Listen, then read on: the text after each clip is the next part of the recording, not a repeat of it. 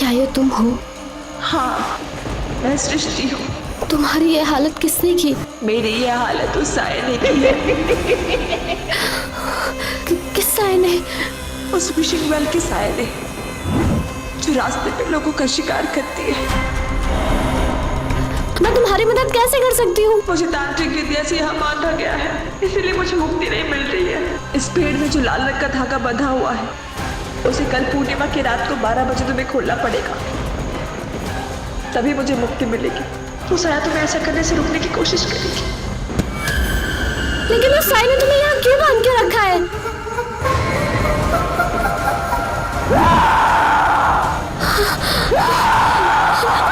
सुहानी डर कर उठती है। वो देखती है कि निशा गहरी नींद में सो रही है। डरावने सपनों के कारण सुहानी रोज रात को परेशान होने लगी थी। क्या ये सिर्फ सपना था या फिर सचमुच सृष्टि मुझसे कुछ कहना चाहती है? नहीं, आजकल ना मैं कुछ ज्यादा सोच रही हूँ। एक काम करती हूँ, बरगद के पेड़ के पास जाकर फिर से देखती हूँ, शायद कुछ पता चल जाए। अगले दिन कॉलेज पहुंचते ही सुहानी फिर से उस बरगद के पेड़ के पास चली जाती है। युवराज आज भी वहीं खड़ा होकर उस पेड़ की तरफ ही देख रहा था। सुहानी को समझ नहीं आ रहा था कि युवराज उस पेड़ के पास क्यों आता है, लेकिन सृष्टि की मौत की गुत्थी सुलझाने के लिए सुहानी का युवराज से बात करना बहुत जरूरी था, क्योंकि सुहानी के अलावा एक वही था जो सृष्टि को सुन सकता था। Good morning sir.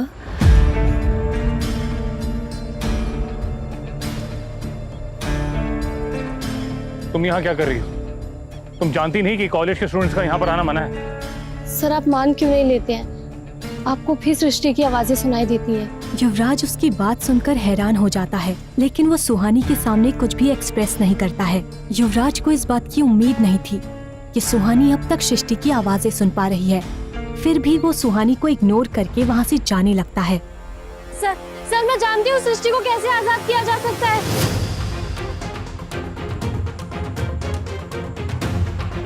क्या जानती है इस बारे में?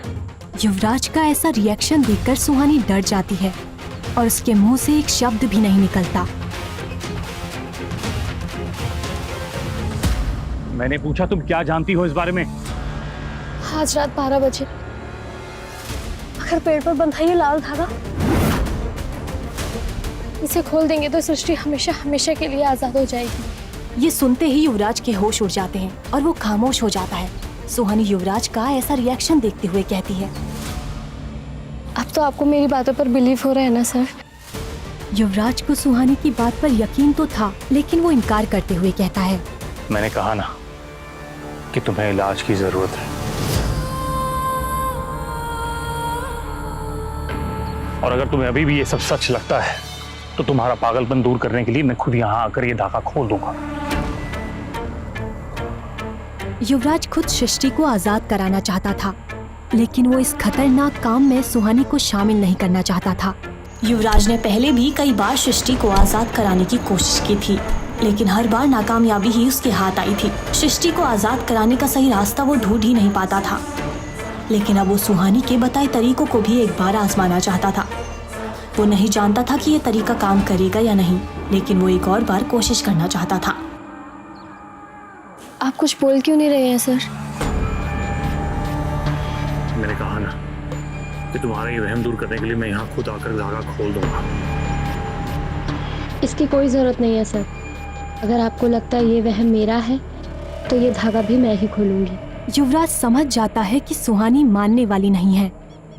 ठीक है, तुम रात को यहाँ पर आकर धागा खोल सकती हो, लेकिन तभी जब मैं तुम्हारे साथ रहूंगा। तुम इस कॉलेज की स्टूडेंट हो और यहाँ पर कई मौतें हो चुकी हैं। मैं नहीं चाहता किसी और स्टूडेंट के साथ ऐसा कोई एक्सीडेंट हो। सुहानी को युवराज के लिए उसका कंसर्न अच्छा लगने लगा था, लेकिन फिलहाल वो बस पेड़ में बंधी मूली को खोलने के बारे में सोचते हुए कहती है, काश सृष्टि ने कभी सुसाइड नहीं किया होता। सुसाइड नहीं किया था। क्या?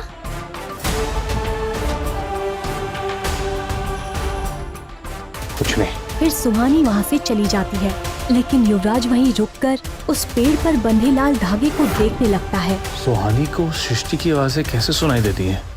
शाम के वक्त क्लास खत्म होने के बाद सुहानी और निशा वापस हॉस्टल की तरफ जा रहे थे।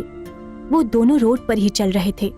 तभी निशा किसी को देखकर रुक जाती है। क्या हुआ, अचानक से रुक क्यों गई? सवाल बंद कर और मेरे पीछे पीछे आ। Excuse me miss, excuse me. वो लगभग 35 साल की एक औरत थी और देखने में वो कोई जर्नलिस्ट लग रही थी। मैम आप वही जर्नलिस्ट हो ना जो सृष्टि के सुसाइड केस को कवर करने हमारे कॉलेज आए थे? और ये जर्नलिस्ट मेरी आप ही की दोस्त है ना जिनका विशिंग वेल के पास मर्डर हुआ है?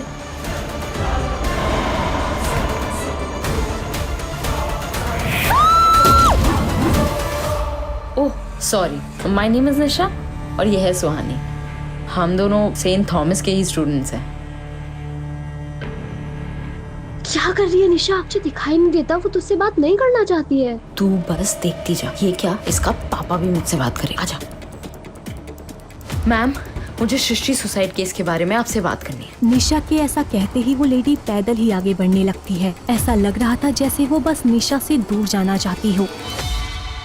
मैम सृष्टि मेरी रूममेट थी और उसके बारे में मुझे आपसे बात करनी है। और वो जर्नलिस्ट आपकी दोस्त जिनका विशिंग वेल के पास मर्डर हुआ है, उसकी इन्वेस्टिगेशन में मैं आपकी मदद कर सकती हूँ। तुम मेरी क्या मदद कर सकती हो? निशा उस जर्नलिस्ट से सृष्टि की मौत के बारे में इंफॉर्मेशन चाहती थी। निशा सोच ही रही थी कि वो क्या कहे, तभी उसकी नजर सुहानी पर पड़ती है और उसे एक आइडिया आता है। जिस रात मैरी का मर्डर हुआ था उस रास्ते से गुजरने वाला आखिरी इंसान सुहानी थी और सुहानी ने वहां कुछ अजीब देखा था, है ना सुहानी? बता। ये पागल हो गई है क्या? कुछ भी बोल रही है। क्या सच में तुम मैरी के मर्डर के बारे में कुछ जानती हो? तो हम आपको सब कुछ बताएंगे, लेकिन पहले आपको मुझे बताना होगा सृष्टि के सुसाइड के पीछे कौन रिस्पॉन्सिबल है। सृष्टि ने सुसाइड नहीं किया था, उसका मर्डर हुआ था।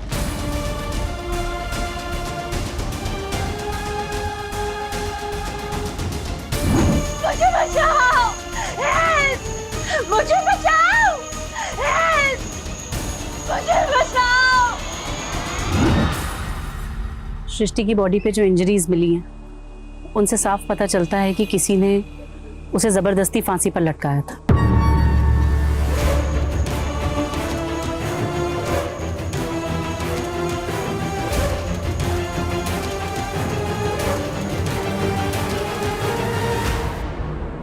तो ये बात बाहर क्यों नहीं आई? क्योंकि शिमला के कुछ पावरफुल लोग इस बात को दबाना चाहते हैं। सुहानी और निशा उस जर्नलिस्ट की बात सुनकर हैरान हो जाते हैं, लेकिन वो लोग इस बात से अनजान थे कि कोई था जो छुपकर उन पर नजर रख रहा था। कौन है वो लोग जो इस बात को दबाना चाहते हैं? मिस पद, वो इतना ही कह पाई थी, तभी उसके गले में तेज दर्द होता है और वो अपना गला पकड़ लेती है। इससे पहले निशा और सुहानी कुछ समझ पाते, सीमा बेहोश होकर जमीन पर गिर जाती है। फिर निशा और सुहानी सीमा को हॉस्पिटल ले जाकर उसे एडमिट करते हैं और उसकी फैमिली को इन्फॉर्म करते हैं। थोड़ी देर बाद सीमा की माँ हॉस्पिटल आती है। निशा उनको सारी बातें बताती है, लेकिन डॉक्टर के बाहर आते ही वो तीनों डॉक्टर से सीमा के बारे में पूछते हैं। सुहानी उसका नाम जानना चाहती थी, जो सीमा कहते कहते रुक गई थी, लेकिन डॉक्टर समझाते हुए कहते हैं कि सीमा से फिलहाल कोई भी ऐसा सवाल ना पूछा जाए जिससे उसे कोई स्ट्रेस हो। ये सुनकर निशा और सुहानी इसके आगे कोई भी सवाल नहीं करते और वो दोनों हॉस्टल के लिए निकल जाते हैं। रात के 9 बज रहे थे। चारों तरफ अंधेरा और सन्नाटा था कि तभी सुहानी के पीछे कुछ हरकत हुई। सुहानी के चेहरे पर डर साफ झलक रहा था। यार निशा, तुझे कुछ महसूस हो रहा है क्या? हाँ बहुत ठंड लग रही है और भूख तो उससे भी ज्यादा लग रही है। फोन है इडियट, मतलब किसी के आसपास होने का एहसास। लो मैडम को यहाँ पे भी भूत दिखने लगे। सुहानी मैं क्या सोच रही थी ना, आज इस आत्मा को दिख जाने दे, फिर हम ना इसका ऑटोग्राफ लेके सारे शहर में उनकी कॉपियां बेचेंगे। सोच हम कितने अमीर हो जाएंगे। साई के चिल्लाते ही सुहानी और निशा गिर जाते हैं। निशा बेहोश हो जाती है।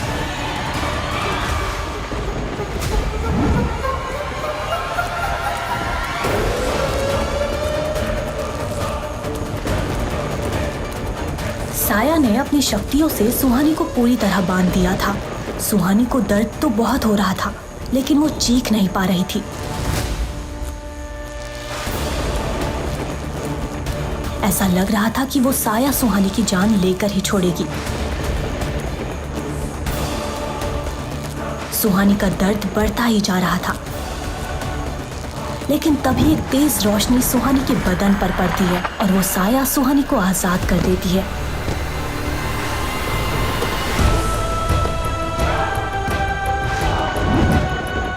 तुम ठीक हो?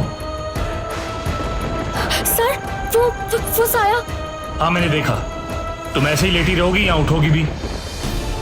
युवराज का यूं बार बार उसे बचाना सुहानी को अच्छा लगने लगा था।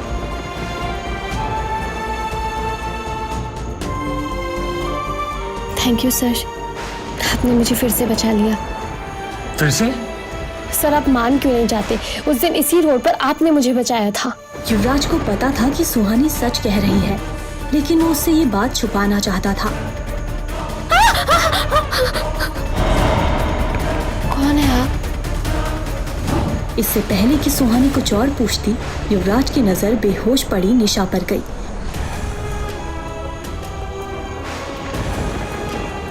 इसकी सांसें धीमी हो रही हैं। इसे बचाने का एक ही तरीका है। युवराज जानता था कि विशिंग वेल के पास वाली रोड पर और रुकना सही नहीं होगा, इसीलिए वो निशा को अपनी गोद में उठाकर वहां से तुरंत निकल जाता है।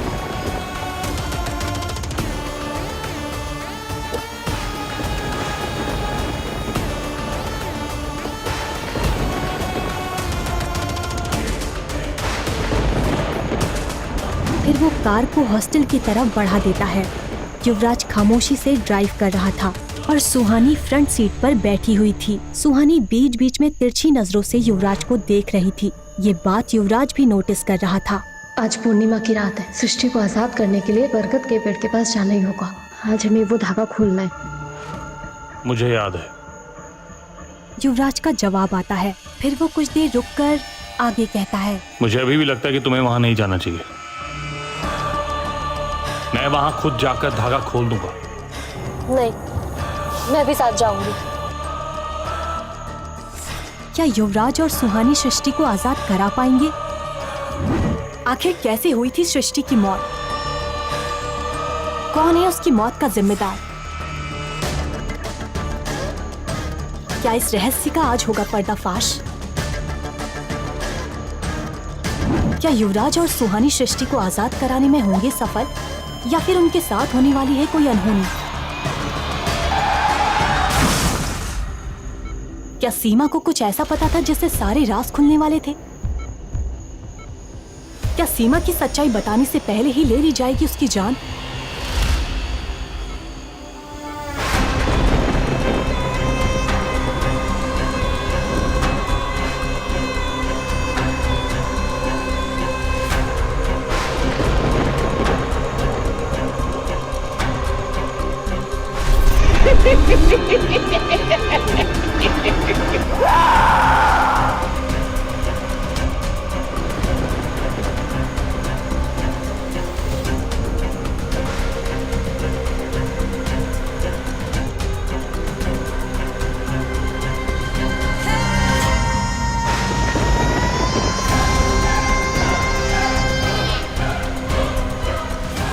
क्या सुहानी और युवराज पेड़ पर बंधे लाल धागे को खोलने के बाद सृष्टि को बचा पाएंगे, या फिर उस साए के चक्रव्यूह में पूरी तरह फंस जाएंगे?